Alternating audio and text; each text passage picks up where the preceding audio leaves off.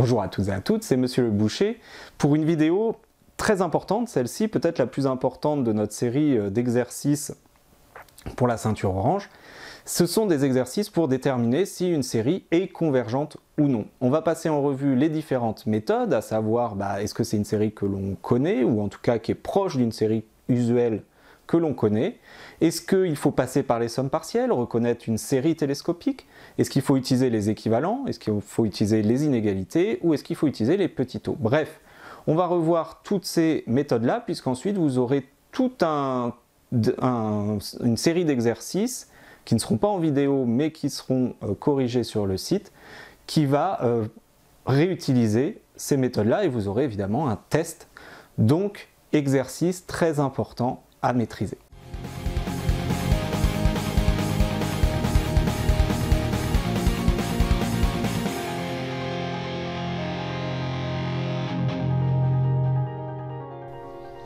Alors, si les premiers exercices étaient surtout des exercices de calcul, Taylor avec reste intégral, développement limité, équivalent, des exercices de calcul qui sont essentiels pour justement cet exercice-là, qu'il faut maîtriser le mieux possible pour ne pas perdre de temps. Mais néanmoins, ce qu'il faut maîtriser, c'est surtout cette méthode, c'est-à-dire déterminer la convergence d'une série. Alors pour ça, en fait, il y a plusieurs méthodes qu'on va rappeler ici. Ces méthodes, il faut les mettre en lien avec les problèmes que l'on a. Et avec un peu d'entraînement, ça devient assez simple. La première méthode va être d'utiliser les séries usuelles et les propriétés. Vous connaissez les séries géométriques, les séries exponentielles, les séries exponentielles, voire des séries de Riemann. Mais dans ce cas-là, on ne pourra pas évidemment les calculer. Ou alors, calculer une somme partielle. Ça, c'est la première chose à faire, à imaginer, c'est-à-dire que c'est quoi une série? C'est quoi la convergence d'une série? En fait, une série, c'est juste une suite qui a la forme d'une somme. Et donc, la convergence d'une série, c'est est-ce que la somme, quand je l'écris sous forme de suite, converge. Donc, si j'arrive à calculer la somme partielle, qui s'arrête, après, j'ai plus qu'à faire la limite, et les limites, c'est souvent facile. Malheureusement, il y a des séries dont on ne sait pas calculer la somme partielle, et qui pourtant, on sait quand même qu'elle converge. Ça va être la dernière étape. Si c'est une somme qu'on ne sait pas calculer, si ça ne ressemble pas à une série qu'on connaît, eh bien, il y a les théorèmes de comparaison, négligeabilité, inégalité, équivalence. Et si notre série n'est pas à terme uniquement positif, eh bien, on peut penser à la convergence absolue. On a trois autres méthodes qui sont beaucoup plus exceptionnelles. On peut comparer une série avec une intégrale, mais ça, c'est pas forcément... Alors, on en verra peut-être des exemples quand on fera le chapitre sur les intégrales, mais c'est pas forcément quelque chose qui est à savoir par cœur. Le sujet va vous aiguiller là-dessus, mais c'est une méthode que vous avez déjà vue. Les sommes de Riemann, qu'on ne verra pas dans ce chapitre, mais qu'on verra dans le chapitre sur les intégrales. Pareil, ça a une forme très particulière, ça tombe une fois tous les 3-4 ans, enfin, dans un des sujets de concours. Et puis enfin, utiliser Taylor avec reste intégral. Mais là encore, il y aura des questions intermédiaires, il y aura qui commenceront par notamment écrivez Taylor avec reste intégral. Là, on se focalise sur les convergences de séries importantes que vous êtes censé savoir faire tout seul. Alors regardez, donc ici, la première question, n-1 fois 1 demi puissance n-1, on reconnaît une série géométrique. Peut-être qu'elle est un petit peu décalée, là il y a un problème de... Notre série géométrique commence à 1, ce qui ne nous arrange pas, on a du n-1 et on a du n-1 ici. Donc on peut obtenir une série géométrique, en tout cas en faisant des calculs, donc peut-être en calculant une somme partielle. On se doute que là ça peut marcher. Même problème pour le 3 puissance n sur n-1 factoriel, on reconnaît quelque chose sur n factoriel, c'est souvent une série exponentielle. Si jamais vous avez rien sur n factoriel, c'est tout simplement exponentielle de 1, c'est les 1 puissance n. Ici, on reconnaît une somme télescopique, donc ça marche avec les séries télescopiques. Donc encore une fois, on va calculer la somme partielle et on va obtenir le résultat.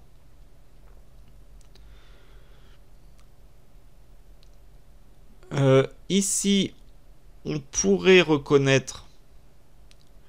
Alors ici, il y aurait deux façons de faire. On pourrait reconnaître une série géométrique dérivée, mais on peut aussi comparer avec un petit taux. On va le faire puisque c'est le plus fréquent.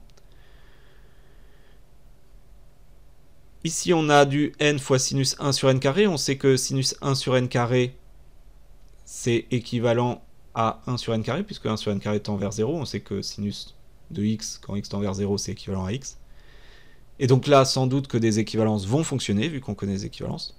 Alors qu'ici, on a sinus n qui est soit positif, soit négatif. Donc la comparaison ne marche pas, puisque je rappelle que les suites à l'intérieur des séries, à chaque fois qu'on fait les comparaisons doivent être positives. Ça, c'est une hypothèse qui est extrêmement importante. On va le voir dans la rédaction du corrigé. Donc ici, on a une série à terme positif, négatif, positif, négatif, positif, négatif. Donc on va prendre la convergence absolue. Sinus n, c'est toujours plus petit que 1, et du coup, il va nous rester 1 sur n carré, qui, elle, est une série qui converge. Donc vous voyez que ce qu'il faudrait arriver, c'est quand vous voyez une série, vous vous dites « Ah, cette série, c'est telle méthode. » Et ensuite, on y va. Ne pas rester focalisé. Si jamais une méthode ne fonctionne pas tout à fait, allez passer sur une autre méthode pour y arriver. Et donc, c'est l'objectif du test de la ceinture verte, d'essayer d'obtenir cet automatisme. Alors, dans nos cas, on a pour la première rien de très difficile. On passe par les sommes partielles. On voit qu'en changeant l'indice... Alors, on pourrait changer des indices avec des séries. Mais il s'avère qu'il faut que les séries soient convergentes déjà. Et puis, ça demande un petit peu de travail, de maîtrise. Disons que ce n'est pas un résultat de cours. Donc, changer d'indice directement dans les séries, même si ça permet d'être plus rapide, vous enlèvera des points dès que un professeur jugera que ce n'est pas assez rigoureux et il aurait raison. Donc, si vous voulez éviter de perdre des points, on passe par les sommes partielles. Tout simplement, on change les indices. On change aussi l'indice du n qui devient n-1, même si cet indice, on s'en moque, puisque grand N va tendre vers plus l'infini à la fin. Mais il faut quand même l'écrire correctement. Et attention, la formule, c'est n fois q puissance n-1. Donc, je passe le 1,5 en trop devant. Je reconnais une série géométrique dérivée première convergente. On peut rappeler que c'est parce que 1,5 est bien plus petit que 1. Et donc, la série avec le 1,5 devant est aussi convergente, il n'y a pas de problème. A voir qu'ici, on déterminait les convergences, donc on n'avait pas le calcul, on aurait très bien pu calculer.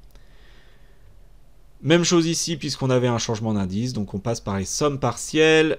Ici, on passe par les sommes partielles, ou on peut passer par un théorème, que je vous remets là, sur les séries télescopiques. Ça revient à redémontrer, en passant par les sommes partielles, on obtient une somme télescopique, on fait la somme, etc. Et puis dans la somme télescopique, on va avoir du 1 sur racine de n. Et le 1 sur racine de n, comme ça tend vers 0, il va rester que finalement le premier terme qui est moins 1 ici. Donc cette série est bien convergente, il n'y a pas de problème. Donc les deux sont bien passés par les sommes partielles ou passés directement par ce théorème.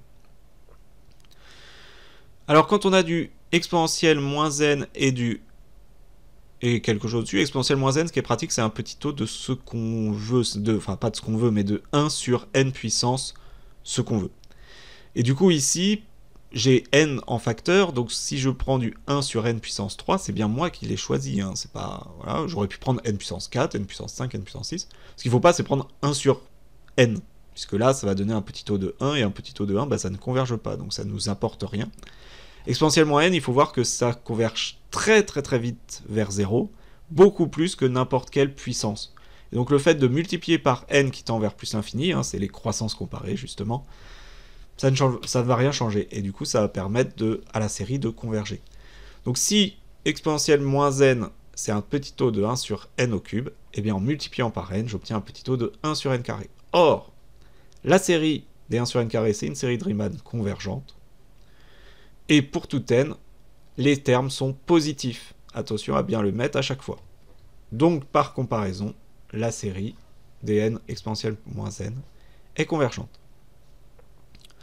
Même chose avec les équivalents. Ici, on avait, comme je vous l'ai dit en introduction, sinus de 1 sur n carré équivalent à 1 sur n carré, puisque ça vient de la formule sinus x équivalent à x, en 0. Si je multiplie par n, j'ai le droit de multiplier dans les équivalents. N étant équivalent à n, on a n fois 1 sur n carré, ça fait 1 sur n. On vérifie que c'est bien un terme positif, et il s'avère que 1 sur n carré, c'est compris entre 0 et 1. Donc entre 0 et pi sur 2 aussi, et donc le sinus entre 0 et pi sur 2 est bien positif. Donc n fois sinus de quelque chose de très petit, en fait c'est bien positif. Donc là, on a une série à terme positif qui est équivalent à une série de Riemann divergente. Et donc par comparaison, la série est divergente. Il y a une erreur ici. C'est un des moyens les plus efficaces pour montrer qu'une série est divergente, c'est évidemment de passer par équivalent. Enfin, pour le dernier, on a la relation sinus n plus petit que 1, en valeur absolue, bien entendu. Donc en valeur absolue, sinus n sur n carré, c'est plus petit que 1 sur n carré. La série de termes générale 1 sur n carré, c'est une série de Riemann convergente. Donc par comparaison, en valeur absolue, sinus n sur n carré, c'est convergence, ce qui signifie que la série est absolument convergente. Et comme elle est absolument convergente, eh bien la série est tout simplement convergente. Voilà, donc on va utiliser en dernier recours là le théorème de série absolument convergente. Voilà, j'espère que c'est clair. De toute façon, il y a la ceinture verte, je vous le rappelle, pour bien comprendre, bien s'entraîner dessus, mais néanmoins, ces exercices-là, vous avez des explications en vidéo. Je ne ferai pas d'autres explications en vidéo pour la ceinture verte, vous aurez juste accès à la correction. Donc redites-moi si il y a des incompréhensions, hein. Vous avez le forum, vous avez la classe évidemment pour me poser les questions.